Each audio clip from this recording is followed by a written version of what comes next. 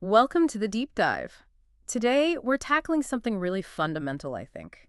How do you make sure you're getting the absolute most protection from the risks your organization faces? Especially when resources are tight. Exactly. Money, people, they're always limited, right? It's like you've got this finite budget, this finite amount of expert time. hmm You need to figure out the smartest way to use it all so you don't end up exposed somewhere critical. Yeah, that's a good way to put it. And it really gets to the heart of what our listener brought up. hmm With so many potential threats and only so much budget, only so many tech experts, It feels like guesswork sometimes. it can, yeah, hmm a high-stakes guessing game.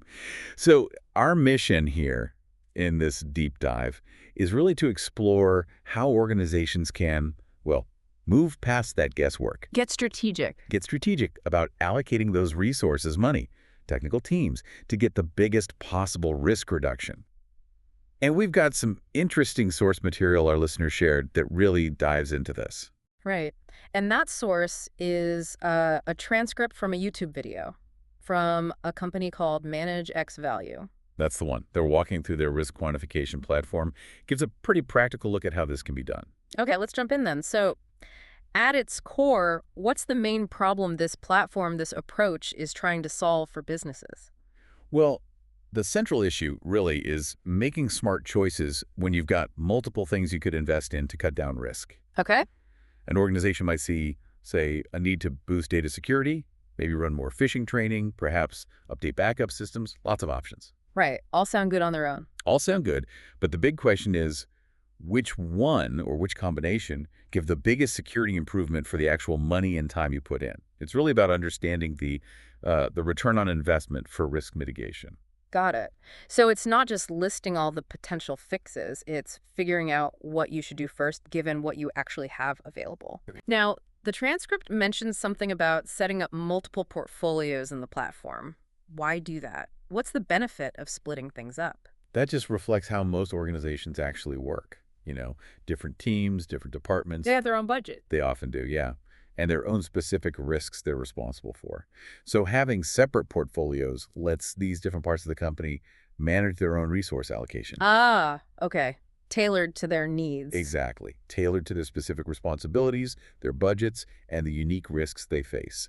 Marketing's risks aren't IT's risks. Makes total sense. Okay, so the video then talks about an investments table. What actually shows up there? Are these just ideas or? No, these are more concrete. These are potential risk mitigation projects that have kind of made it through the initial planning stages. So they're serious contenders for funding.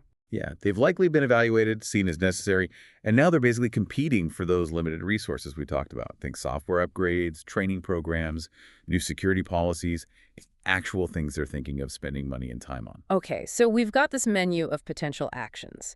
How does the platform then help decide where the money and the team's time actually go? There was this resource allocation view mentioned, using a bank as an example. Right, the entire bank allocation example. This view gives you a longer perspective, typically 10 years out. 10 years, okay. You input how much money you expect to have for risk mitigation each year, and also how many hours your technical teams can actually dedicate to these projects. And the system compares that to the plan projects. Exactly.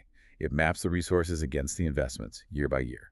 And it shows you visually if you're likely to have a shortfall or maybe even a surplus in either money or staff time in any given year. Ah, I see. That's immediately useful. Yeah. Because you might have the total budget over 10 years, but if 3 huge projects land in the same quarter, You've got a problem. yeah, you could be short on cash or your security team is just completely swamped. Precisely. It's about spotting those potential bottlenecks or even opportunities. Maybe you see year 5 has loads of extra So capacity. you could pull something forward. You might be able to pull a project forward from year 6 or 7, if it makes sense. It helps you create a plan that's, more balanced and actually achievable over that longer time frame. Okay, resource planning makes sense. So once you've kind of mapped that out, how do you analyze the impact of these investments? The transcript mentions a portfolio analysis section. There were some visuals.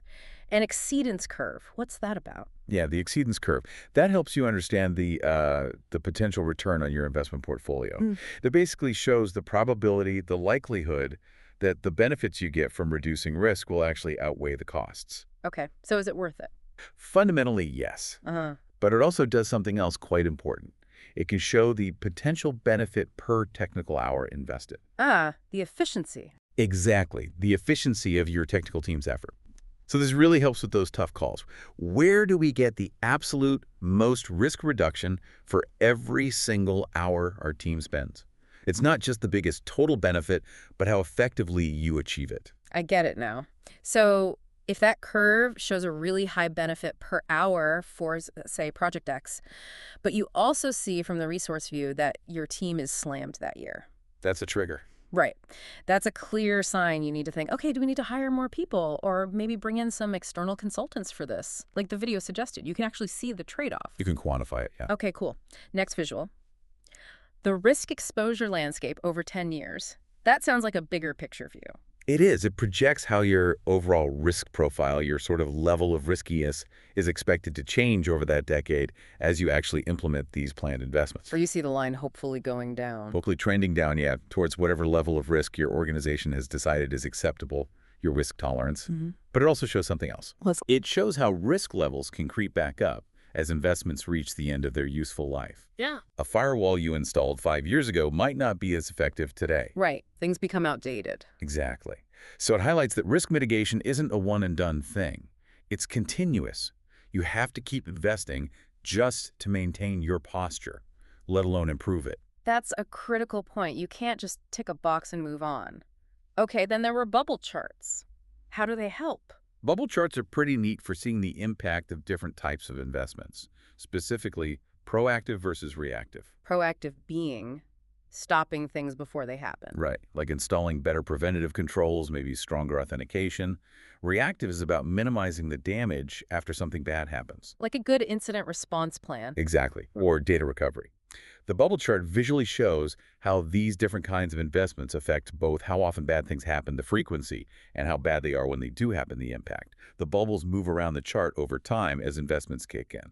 So you can see maybe proactive stuff reducing the frequency and reactive stuff shrinking the impact bubble. That's the idea. You see how the whole risk picture changes based on your investment strategy mix. And the video mentioned filtering out black swan events. Things like, a total global meltdown or a sudden bank run? Why remove those extreme outliers? Well, filtering out those super rare, super high-impact events lets you focus the analysis on the more, let's say, typical day-to-day risks your investments are addressing. The ones you're more likely to actually face. Precisely. You absolutely need to consider black swans in your overall strategy, of course. But for analyzing the effectiveness of these specific ongoing mitigation investments, looking at the more probable risks often gives you a clearer, more actionable picture. Okay, that makes sense. You want to see the impact on the usual suspects first. Right, last one mentioned was the risk inventory. How does that piece fit in? A risk inventory gets really granular. It links specific investments to specific risk events. The example they used was loss of high accessibility investment client data. Okay, a specific bad outcome. Yes. And they linked it to threats like malware hitting the online banking service, maybe through a third-party API. The platform shows your current defensive strength, your proactive capability against that specific threat path. And then if you fund, say, investment A. You can actually see the platform model how investment A boosts that specific proactive capability score, directly reducing the calculated frequency, the likelihood of that data loss event happening via that path. Wow. Okay. So a direct line from investment to reduced likelihood for a specific scenario. Exactly. And it also shows how some investments might strengthen defenses across multiple attack points. They call them attack surfaces. Basically all the ways someone could try to get in, or how they improve your reactive capability, your ability to limit the damage if an attack does succeed. It's very detailed. It sounds incredibly detailed. So we've seen all these ways to visualize and analyze.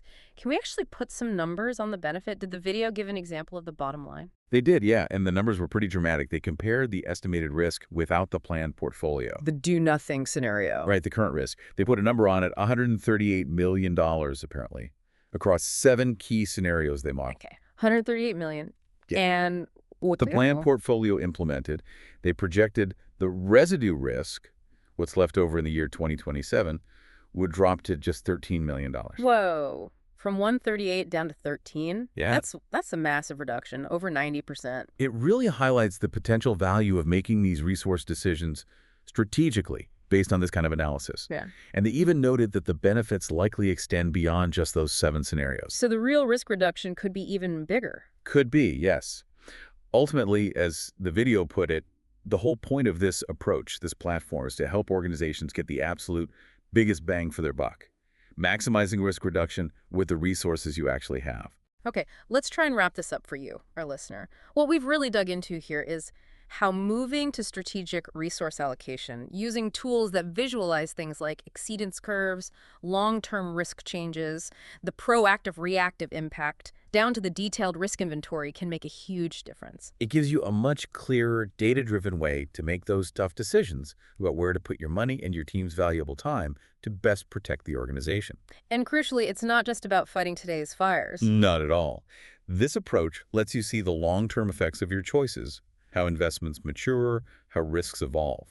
It allows you to constantly fine-tune things over time for the best possible sustainable risk reduction. So here's something to maybe think about. Looking at your own organization, your resources, the risks that keep you up at night, how could taking a more strategic, more data-informed approach to allocating those resources really change your risk picture over, say, the next 10 years? Yeah, it really makes you question the true return you're getting on every dollar, every hour spent on keeping things safe.